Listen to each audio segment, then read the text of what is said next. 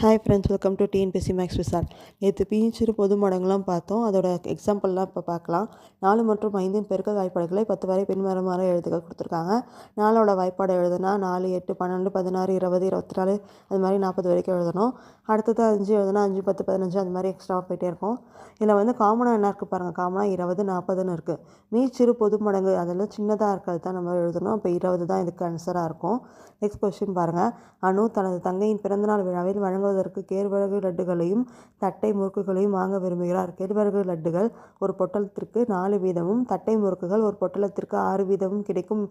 விழாவில் சம எண்ணிக்கையில் கேழ்வரகு லட்டுகளும் தட்டை முறுக்குகளும் இருக்குமாறு அணு அவற்றை வாங்க வேண்டும் எனில் இந்த சூழலை அணு எவ்வாறு அணுகுவாள்னு கேட்டிருக்காங்க.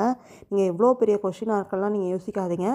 நீங்கள் நம்பர்ஸை மட்டும் கவனிங்க. நம்பர்ஸை கவனிச்சுட்டு இதில் வந்து மீச்சிறு பொது மடங்குன்னு கொடுத்துருக்காங்களா இல்லை மீப்பெரு பொது மடங்கு வகுத்தின்னு கொடுத்துருக்காங்களான்னு பாருங்கள். இதில் வந்து மீச்சிறு பொது மடங்கு தான் இருக்குது. அந்த 4, 6 தான். இப்போ 4ஓட இது வந்து 4, 8, 12, 16 அப்படின்னு போயிட்டே இருக்கும். 6க்கு வந்து 6, 12, 18, 24 போயிட்டே இருக்கும்.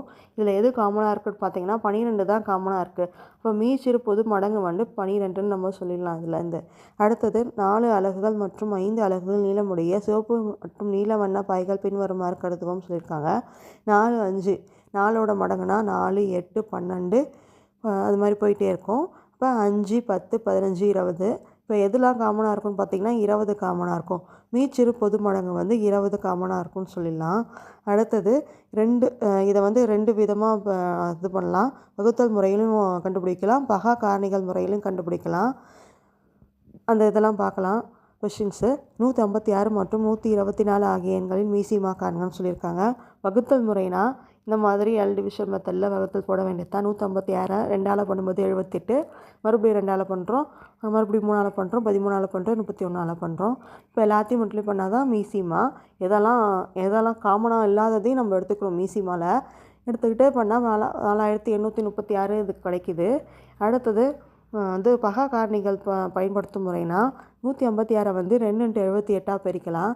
இப்போ இந்த 78 2x39 பிரிக்கலாம். இந்த 39 3x13 பிரிக்கலாம். 124 2x62 பிரிக்கலாம். அடுத்தது 2x31 பிரிக்கலாம். எதெல்லாம் காமனாக இருக்கோ ஃபஸ்ட்டு அதெல்லாம் எடுத்துக்கோங்க. அடுத்தது காமனாக இல்லாததையும் மல்டிப்ளை பண்ணிக்கோங்க. மல்டிப்ளை பண்ணால் அதே ஆன்சர் தான் நமக்கு கிடைக்கும், 4836ன்னு. இது மீதி இருக்கிற சம்ஸ்லாம் வந்து நாளைக்கு பார்க்கலாம்.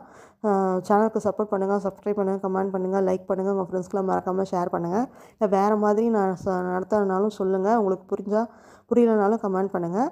தேங்க்ஸ் ஃபார் வாட்சிங் அவர் சேனல்.